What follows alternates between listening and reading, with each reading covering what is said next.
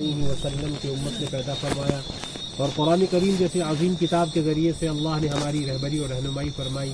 تمام تعریفیں اسی اللہ کے لیے خاص ہیں. میرے ایمانی بھائیوں، یہ ربیع الاول کا مہینہ ہے.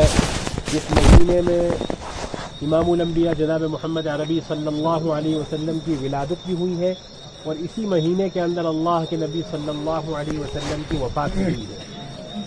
اللہ کے نبی صلی اللہ علیہ وسلم کا دنیا میں آنا اس دنیا کے لیے، دنیا کے ہر فرد کے لیے، ہر ایک امتی کے لیے، بلکہ کائنات کے ذرے ذرے کے لیے سب سے زیادہ خوشی کی بات، سب سے خوشی کا مقام وہی گھڑی تھی جس دن اللہ کے نبی صلی اللہ علیہ وسلم دنیا میں تشریف لائے.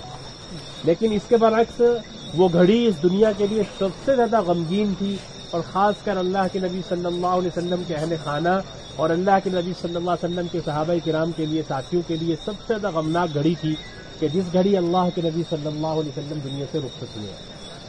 میں نے یہ بات اس لیے کہی آپ سے چونکہ اتفاقاً ربیع الاول کا مہینہ ہے اور ہماری جس بہن کا انتقال ہوا ربیع الاول کے مہینے میں انتقال ہوا، تو میں ذرا اللہ کے نبی صلی اللہ علیہ وسلم کے انتقال کے وقت کا منظر ذرا آپ کو بتلانا چاہتا ہوں. چونکہ ہم سب زندگی میں ہیں، دنیا میں ہیں اور اپنا اپنا وقت پورا کر کے ہم میں سے ہر ایک نے دنیا سے چلے جانا ہے. تو کوئی کسی کا کتنا ہی قریبی کیوں نہ ہو، کوئی کسی کا کتنا عزیز کیوں نہ ہو، ظاہر سی بات ہے باپ کے لیے بیٹا، بیٹے کے لیے باپ، ماں کے لیے بیٹی، بیٹی کے لیے ماں، ہر ایک رشتہ دار ایک دوسرے کے لیے بڑا قریبی ہوتا ہے. اور پھر زندگی کی یادیں ہوتی ہیں، زندگی کی بڑی بڑی باتیں ہوتی ہیں، ہے نا. انسان کبھی غم بانٹتا ہے، کبھی سکھ بانٹتا ہے. زندگی میں انسان ہر ایک دوسرے کے ساتھ کرتا رہتا ہے. اور پھر جب وہ انسان چلا جاتا ہے نا تو اس وقت انسان کو احساس ہوتا ہے کہ جس کو میں نے کھویا ہے، جو دنیا سے چلا گیا ہے، وہ بہت قیمتی تھا میرے لیے. تو اب لیکن ایک طرف میرے لیے کسی کا قیمتی ہونا، میرے لیے کسی کی محبت کا ہونا اور مجھے کسی سے محبت کا ہونا، یہ سب اپنی جگہ، لیکن اس سے بھی تو انکار کوئی نہیں نہ کر سکتا کہ دنیا میں جب کسی کو سدا رہنا ہی نہیں ہے، جب کسی کو ہمیشہ کے لیے بقا ہے ہی نہیں ہے، تو پھر انسان کو صبر آ ہی جاتا ہے کہ آخر جانا تو تھا، وہ بھی چلا گیا تو ایک دن مجھے بھی اس دنیا کو چھوڑ کے جانا ہے.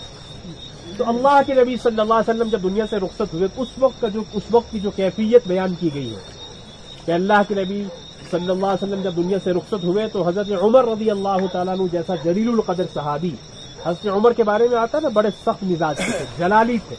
اللہ نے انہیں بہت ایمان رعب عطا کیا تھا اور بڑے بڑے اپنے زمانے کے کفار، بڑی بڑی سلطنتیں ان کے سامنے ڈر جایا کرتی تھی، جس کو دیکھ کے شیطان راستہ بدل جایا کرتا تھا. آپ اندازہ لگائیے کہ حضرت عمر کا کیا مقام اور مرتبہ ہوگا اللہ کے نزدیک. اتنی ہمت والے حضرت عمر، اتنی جلالت والے حضرت عمر، اتنا رعب رکھنے والے حضرت عمر، جن کے بارے میں نبی علیہ الصلوۃ والسلام نے فرمایا کہ میرے بعد کوئی نبی ہوتے تو عمر ہوتے.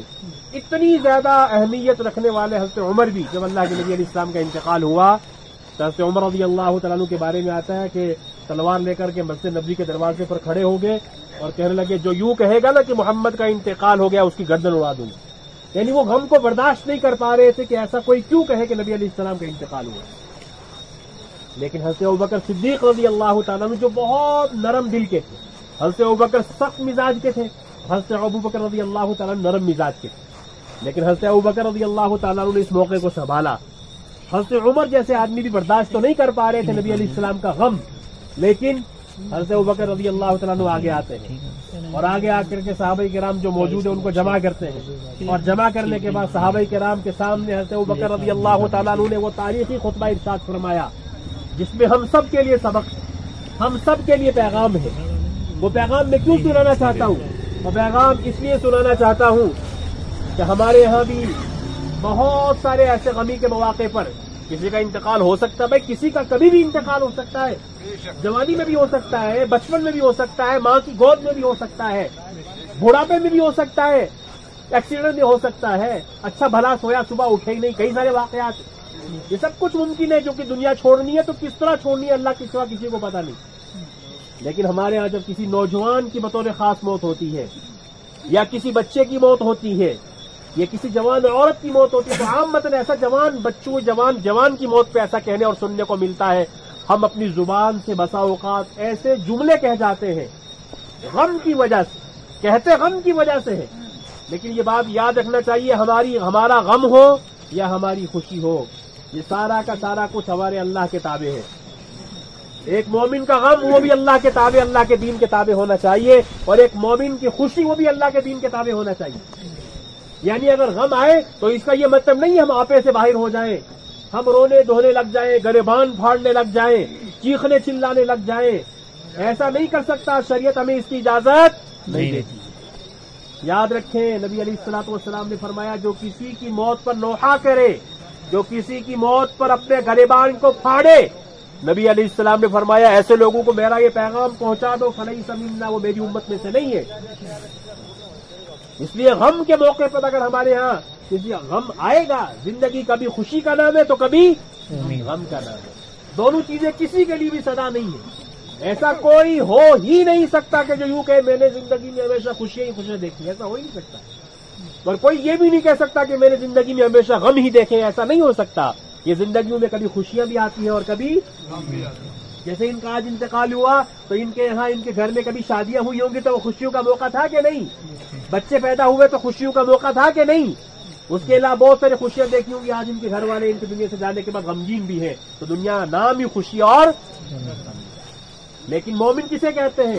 کان کھول کر کے سنیے، مومن اسے کہتے ہیں جو اللہ کے حکم کا پابند ہو، پھر چاہے وہ خوشی کا وقت ہو یا غمی کا وقت ہو۔ جس نے غمی کے وقت میں اللہ کو بھلا دیا، جس نے غمی کے وقت میں نبی کی شریعت کو پیچھے ڈال دیا، یا خوشیوں کے موسم میں اللہ کو بھلا دیا۔ خوشیوں کے موسم میں کیسے؟ جیسے اگر ہمارے گھر میں کسی کی شادی ہے تو بھائی شادی کیسے کرنی چاہیے، آقا نے بتایا ہے۔ نکاح کیسے کرنا چاہیے، قرآن نے ہمیں بتایا ہے۔ ایک مومن کی زندگی خوشی میں کیسی ہونی چاہیے، نبی علیہ السلام کی تعلیمات موجود ہیں۔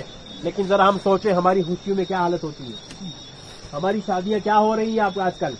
اب آج کل تو شادیاں اس وقت تک ہو ہی نہیں رہی ہے جب تک کہ 6 دن پہلے جو ہے گھر میں ماحول نہ شروع ہو جائے، اور پھر اس کے اوپر جو خرافات ہمارے گھروں میں اب کچھ ہونے لگا ہے۔ اور اللہ معاف کرے سوشل میڈیا نے تو ہمارا سارا بیڑا غرق کر دیا ہے، جی فلاں کا فیشن، فلاں کا فیشن، فلاں کی جگہ، فلاں کی جگہ، فلاں جگہ یہ پہنتے ہیں شادی میں تو ہمارے یہاں بھی یہی پہنا جائے گا، آج کی رات میں وہاں یہ دیکھا تھا میں نے تو میرے گھر میں بھی یہی کچھ پہنا جائے گا۔ یاد رکھیں جن لوگوں کے طریقے ہیں وہ اللہ کے بھی دشمن ہیں اور اللہ کے نبی کے بھی دشمن ہیں۔ تو اگر ہم اللہ کو ماننے والے، اللہ کے نبی کو ماننے والے، قرآن کو ماننے والے، پھر فیصلہ کیجئے اللہ کی مانیں گے یا اللہ کے غیر کی مانیں گے۔ فیصلہ کیجئے نبی کی مانیں گے یا نبی کے دشمنوں کی مانیں گے۔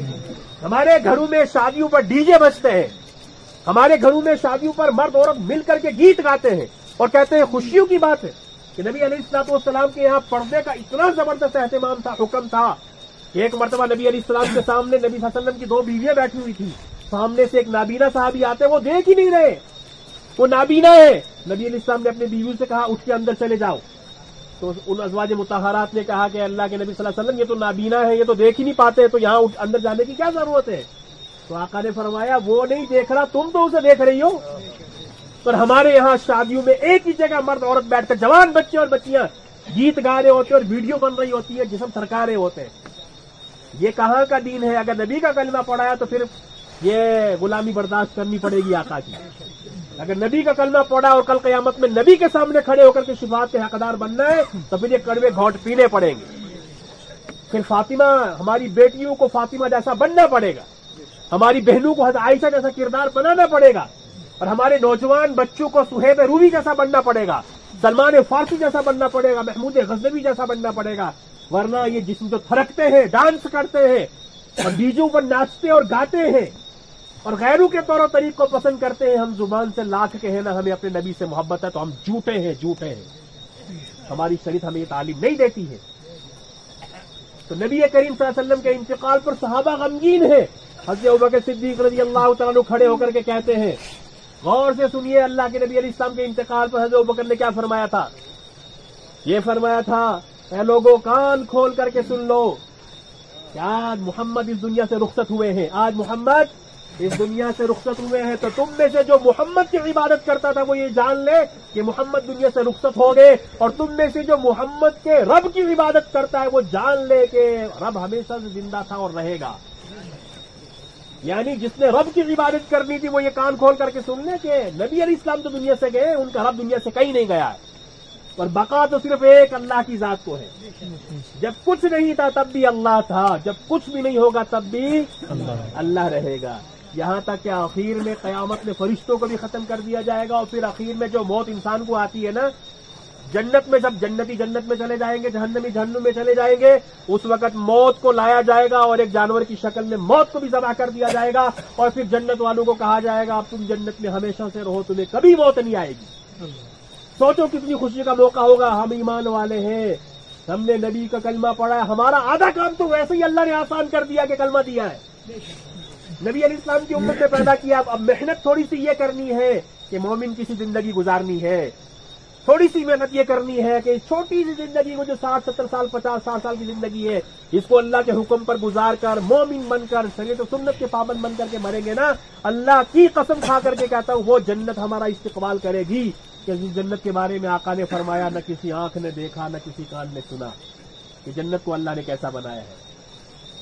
ایک حدیث میں آتا ہے جنت میں ایک درخت ایسا ہے، یہ درخت اللہ نے ان لوگوں کے لیے بنایا جو دنیا میں کثرت سے استغفار کرتے ہیں کہ ایک آدمی گھوڑے پر سوار ہو کر کے اس کے سائے میں دوڑ لگائے گا، 70 سال تک دوڑتا رہے گا، سایہ ختم نہیں ہوگا۔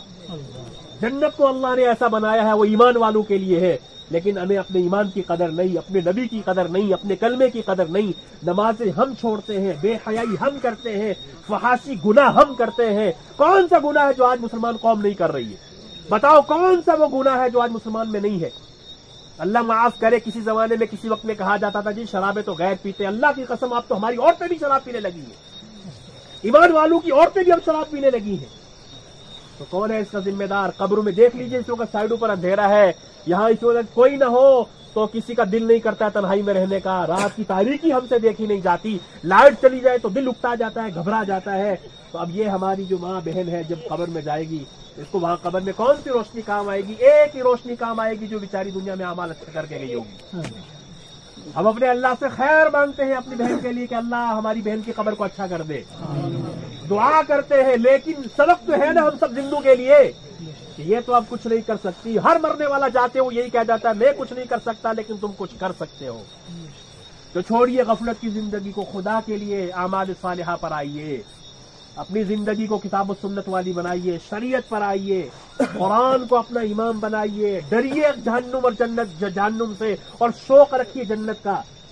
ہمارے پاس کچھ بھی نہیں ہے، لیکن اگر ہے تو ایمان کی دولت ہے، اگر ہم اس سے مر کر کے چلے گئے تو انشاءاللہ پھر ہماری آخرت بہت اچھی ہونے والی ہے، ہمارے لیے جنت ہے، اور جنت سے بڑھ کر کسی کے لیے کوئی دولت نہیں ہو سکتی۔ اس لیے اس بات کو ذہن میں رکھیں، یہ غمی اور خوشیاں ہر ایک کی زندگی میں آتی ہیں، آتی رہیں گی، لیکن ہم خوشیوں میں بھی اللہ کے تابع اور غمیوں میں بھی اللہ کے تابع۔ نہ ہمیں خوشی میں اللہ بھولنا چاہیے اور نہ غمی میں اللہ بھولنا چاہیے۔